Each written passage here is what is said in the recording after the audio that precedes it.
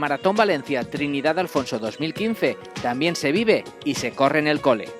Una nueva iniciativa que se desarrolla en 7 centros escolares de Valencia y provincia durante la misma semana de la carrera, entre ellos el CEIP número 9 Llomallarga de Valterna, en Valencia, y que ha vivido de forma muy intensa los días previos a la gran cita deportiva de Valencia Ciudad del Running.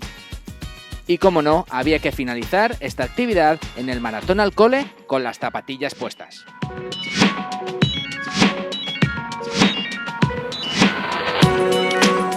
Una carrera en la que han participado 302 alumnos de los diferentes cursos, recorriendo varias distancias, y también los papás que han querido sumarse. Un gran aperitivo escolar de lo que vamos a vivir en Valencia Ciudad del Running el 15 de noviembre y en el que todos, por supuesto, se han llevado su medalla.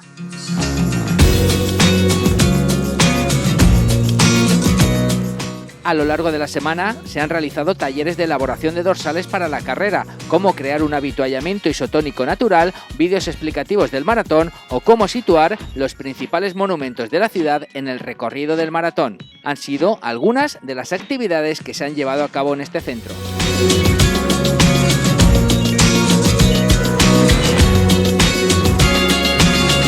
El objetivo es que las diferentes actividades y talleres inculquen en los más pequeños la pasión por el deporte a través de esta legendaria distancia y los valores que conlleva, como trabajo, sacrificio, esfuerzo y deportividad.